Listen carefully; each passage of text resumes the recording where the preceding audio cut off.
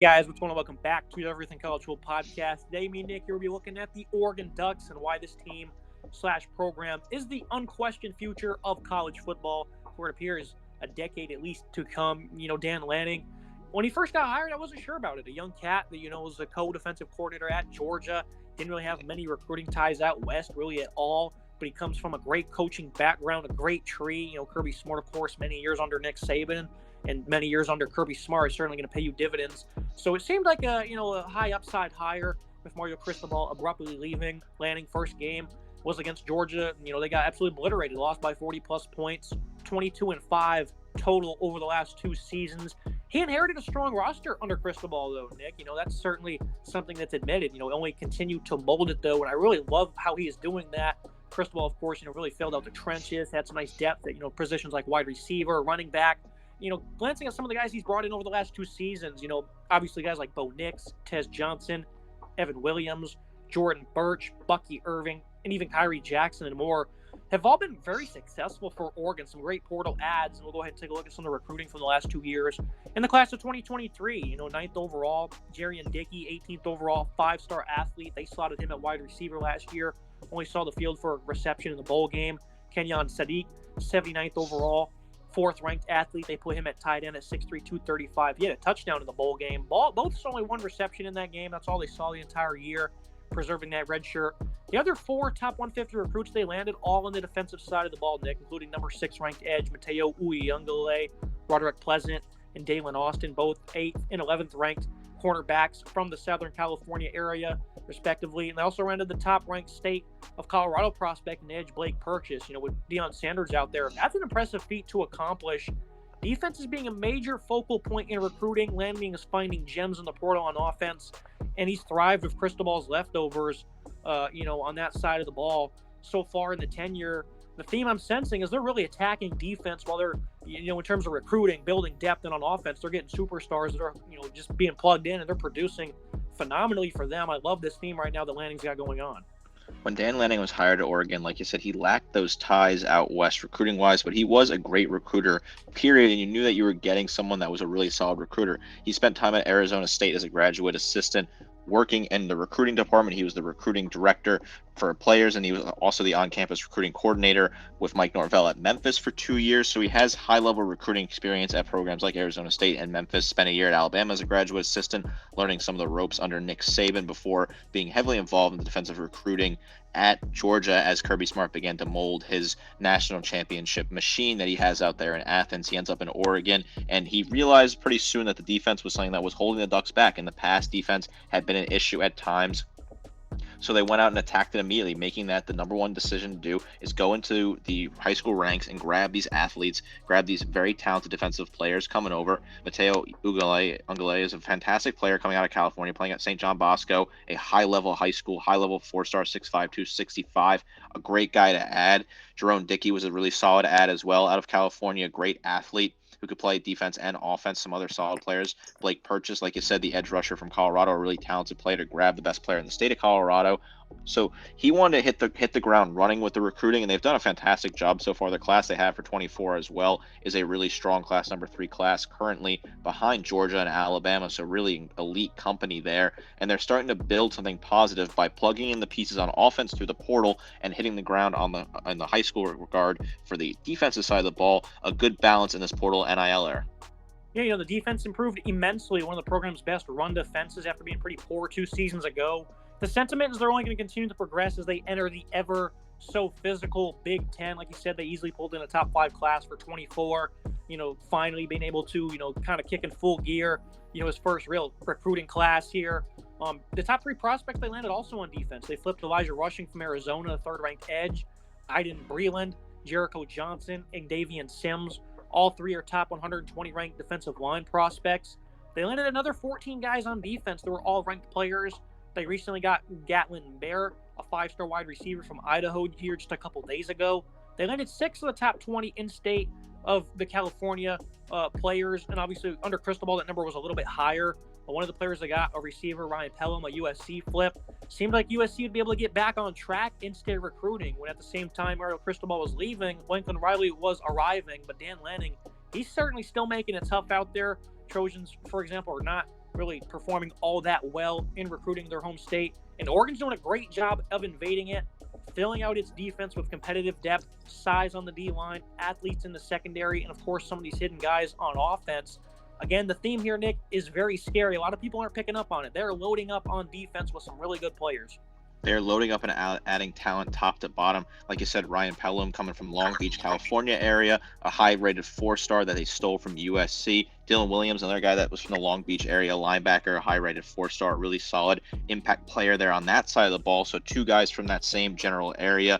I know Arizona's not the greatest school in terms of hitting those 5-star talents. They got Elijah Rushing, who was from Tucson, committing to Oregon. So grabbing a guy from a rival school's hometown is always a great add for them, a really solid 5-star to add a big physical edge rusher there that I like. Aiden Breland is another great defensive end, defensive line prospect from Mater Dei, a school that historically has been linked with USC, Alabama, schools like that. Those are typically the type of schools that recruit players from Mater Dei, but to grab a player from that's a high respected college or high school producing talent such as Bryce Young and other names that in college football and in the pros. So able to build this recruiting base and build this recruiting backbone is fantastic. This is a great class they're putting together, and it's a really huge step in the right direction for Dan Lanning as they continue to mold and build this team as they transition into the Big Ten.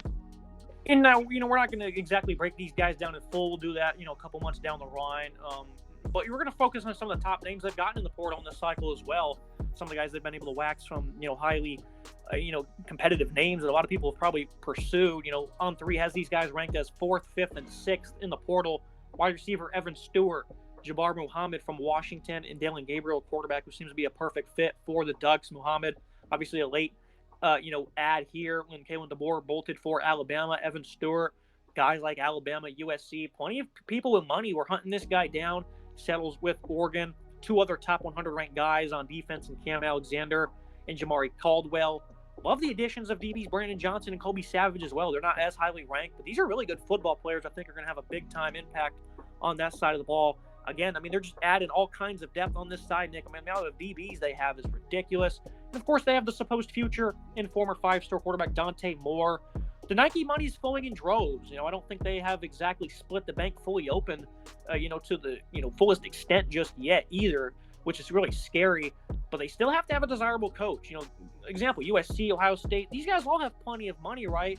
They could pick any of those schools in their Final 5. They're offering plenty of money, kind of like Oregon is.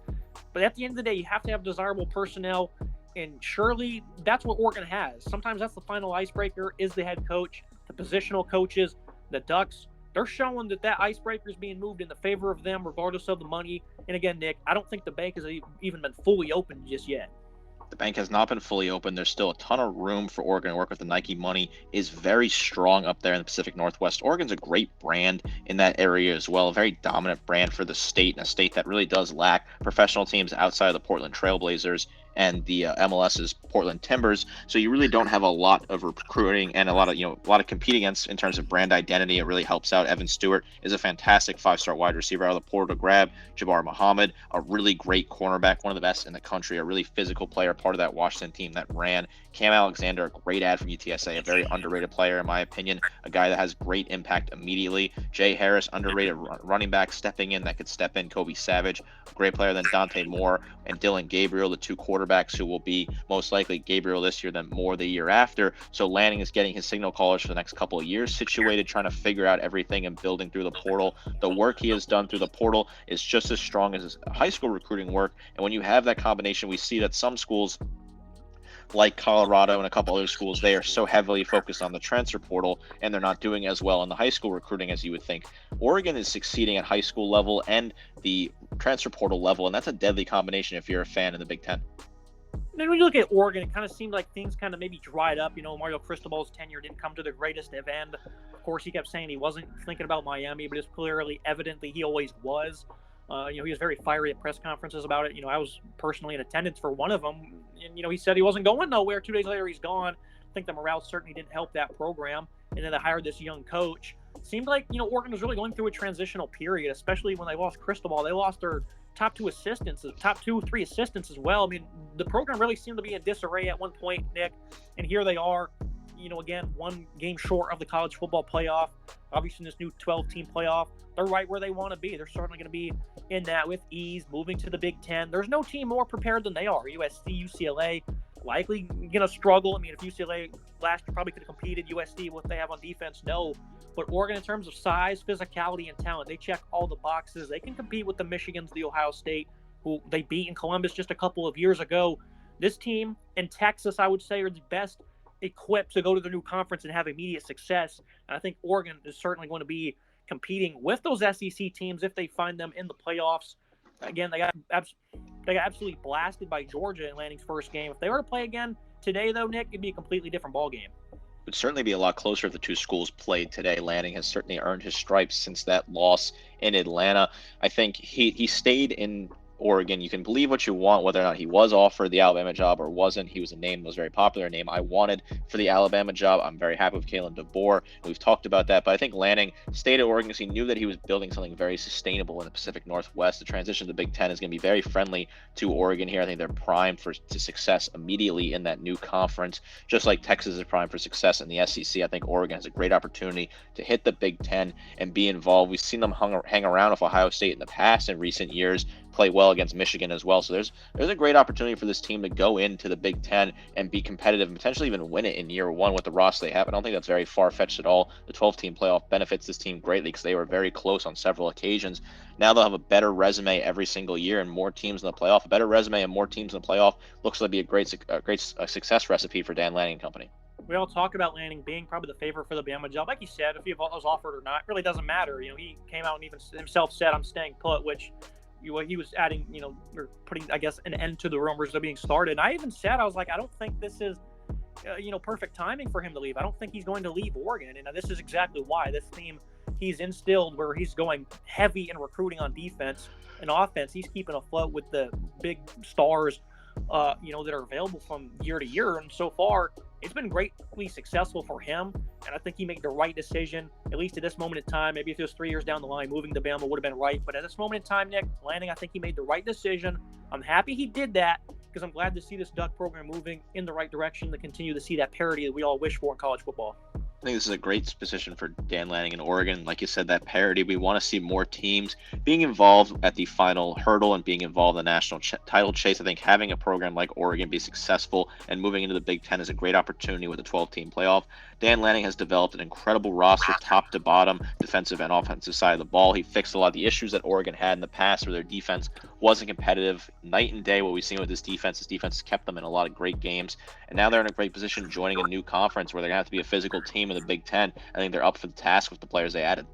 This can be it for today's episode. As always, Nick, I appreciate you joining me. A productive conversation regarding the Ducks. Obviously, we'll visit them numerous times in the offseason. Very excited, though, to break this team down in full coming soon. Love what's going on over there in Eugene. Super excited for the future of this team. I'm really looking forward to them being in the Big Ten. Just like, comment, subscribe. See you next time.